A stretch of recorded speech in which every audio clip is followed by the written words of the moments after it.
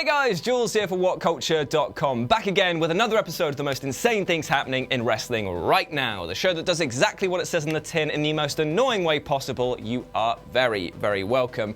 Now, before we begin this week's show, I just wanted to say that Tama Tonga pushed my buttons last week, invading our show, abusing Phil on Twitter, and he crossed a damn line when he brought my girlfriend's pussy into it. Pussy cat, which unfortunately is actually called Beaver, but that is not the point. So we approached the man, the myth, the absolute cat, and said that we were more than capable of joining his little club. So at the end of this episode is our first challenge set by the grey-bearded second-rate Aquaman. But until then, let's crack on with the show and hit that intro. Also, hope you're doing well. Love you.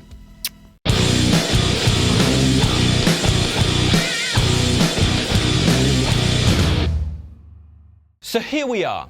The harvesting has come for NXT. The crops have grown tall and cultivated a rabid fan base, and as of this week, we now have 4 of the best talents to ever come out of the yellow and black brand on the main roster. Ricochet, Aleister Black, Tommaso Ciampa, and Johnny Gargano. These men are some of the best wrestlers within and outside of the WWE, so seeing all 4 of them land on the main roster in one fell swoop was kind of breathtaking.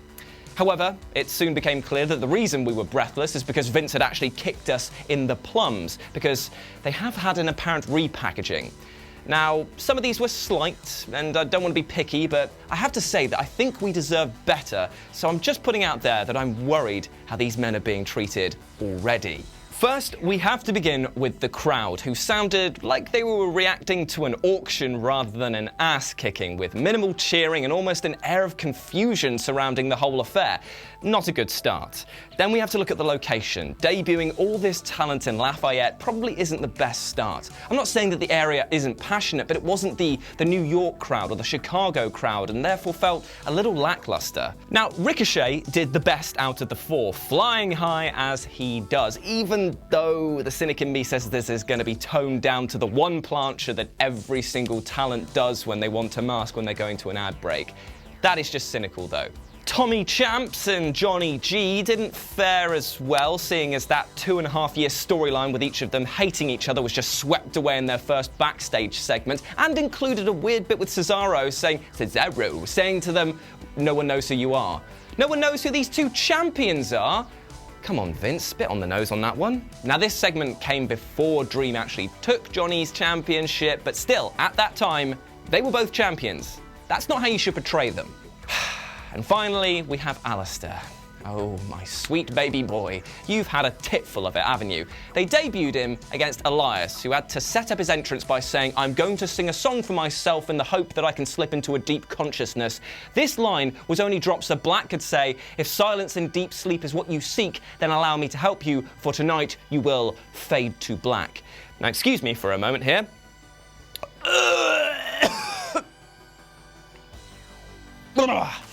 That was rancid.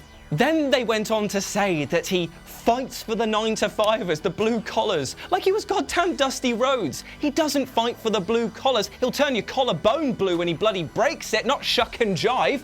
He's a star, not a f***ing polka dot. And also, they called him Moody. All that work in creating a mystique boiled down to, well, he's just an emo, right? Vince, you absolute goose, what you are doing is taking ripe fruit, and instead of making a pie with it, you're flushing it down the toilet and serving me uncooked batter with your own spunk in it. So yeah, I am happy that there are 4 amazing talents making their way to the main roster. Of course I am. But along with so many others, I'm now even more worried than ever because of how they're going to be handled. If this is a sign of things to come, we're in for some rough roads. Not dusty roads, just rough roads. If there's one thing that will always be true of wrestling, it's that the rumor mill will continue to be the lifeblood of online wrestling fandom. As soon as the events are over, we're off speculating about what's going to happen next, and in these tumultuous times with AEW swooping down and plucking talent from every direction, the air has been filled with who's going to jump ship next. The Revival, Dean Ambrose, Ty Dillinger, and many more have been shown to be grumpy with their position within the WWE. However, there comes a time when the bullshit becomes dangerous, case in point with the recent events with Jimmy Uso. Now, if you're not up to speed, Jimmy and Naomi were allegedly driving up a one-way street the wrong way and pulled over by the police, and then Jimmy squared up to a police officer in a manner that indicated he wanted to fight. This is what we could call the truth. because it was all documented by the Detroit officers on the scene. However, along comes Fox News with something to stir the pot. They said that a source close to the couple had informed the news team that Jimmy was pulling such a stunt in order to get fired from his position within the WWE. And it is here that we need to draw a line under this. Jimmy's contract runs out in April, and yet he's so itching to escape that he'd risk incarceration or worse at the hands of an armed police force. That seems like utter tosh, and something that paints a horrible light over the whole affair. Now, I know that taking potato shots from Shane O'Mac is painful, but surely it'd be better than a potential gunshot wound just to get out of your contract. I'm just saying. So, watching Elimination Chamber on Sunday, I was reminded of two things when I saw a little pop-up saying that we were only 48 days away from WrestleMania. One, that I'm going to WrestleMania with work, and that's going to be amazing. And two, that we still don't have a match for the WWE title at the moment. Let that sink in. By this time, we usually know who's going to have a pop at the champ. In fact, late August seems to be where the time where this actually happens is announced, so that it drums up interest. But we're here in February, and we don't have anything. That's insane. However, that's not as insane as the people at The Observer, clearly, because they've posited who might take that position. Their top picks are The Undertaker, Batista, Kurt Angle, Kevin Owens, Sami Zayn, and Bray Wyatt. Now, have you spotted the trend here? None of them are on TV at the moment, so could provide a huge pop and that big draw that WrestleMania now demands. But let's go through each of them with our percentage chances of being true. The Undertaker. Well, this man's had about 20 last matches, so what's one more, right? I mean, he also loves Saudi Arabia and he'll prove that he'll do anything for a casket load of cash, and we also know that Daniel Bryan won't go there, so that could see a forced title switch, so 65% chance of happening there. Batista. Well, he seems only interested in wanting to wrestle Triple H, which is odd. And that'll probably last 40 minutes and then he'll get gassed after 5. So that's about a 5% chance of happening there. Kurt Angle. He did, to the second, exactly what Zack Ryder was meant to do in the Royal Rumble. 5% chance. Sami Zayn. Now, this would be an incredible match. Amazing, even. But he is quite skinny in Vince's eyes and probably doesn't have the draw, so 0% chance. Sorry. Kevin Owens. Right, well, he's a terrible bowler, a dropper of phones. The WWE might as well repackage him as Uncle Kev, seeing as he's basically what happened to the Shockmaster after he debuted. But he hasn't been on TV for a while and feels special by default. In fact, actually, if you think about it this way, at present, Kevin Owens represents capitalism, laziness, and stupidity that Daniel Bryan hates, so that actually could make for a great story. So, I'm going to go with 90%. Pretty high up there. By the way, these percentages don't all add up into a big pie. They're just separate percentages. Thought we should make that clear right now. And finally, Bray Wyatt, which I just don't think has the big draw. But because of Daniel Bryan's new friend, the big, bold ginger man that is Rowan, there actually could be a potentially great match. Something so stupid and ridiculous that the more I think about it, it's almost 100% confirmed. And that is custody of Rowan ladder match. Yep, that's 100% going to happen. Now, before I start this next segment, I have to say that we here at the office sympathise a lot with Paige. She's had to go through quite a lot in the ring and out the ring, but that doesn't mean that she's invulnerable to a stinky take every once in a while. She came out with an interesting statement this week concerning the state of the women's division before the WWE took notice of it by stating it was never the WWE holding back the women, it was the fans not taking them seriously. Now, this sent the internet into a bit of a fizz, partly because Paige was attacking them directly, and partly because what an absolutely horrendous take.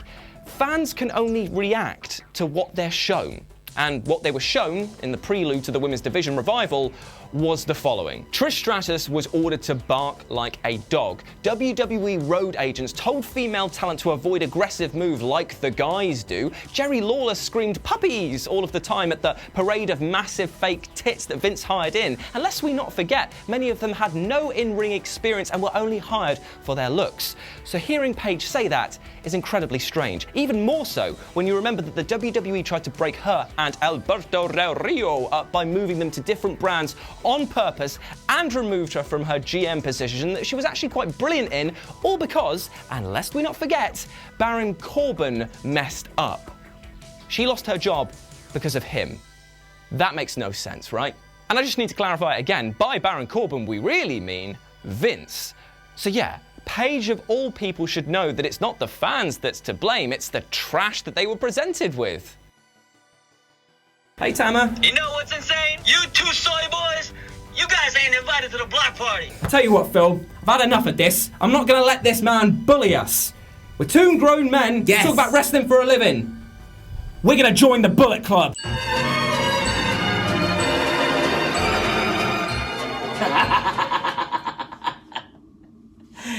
Hey, you hear that?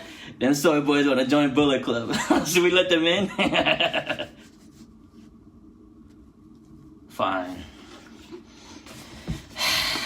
So you soy boys want to join Bullet Club? Yeah, okay. Sure. But you have to be strong like bull. You gotta work out. You gotta take in your protein. Build muscle.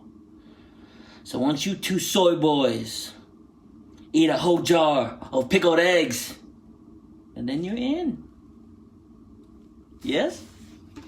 Yes?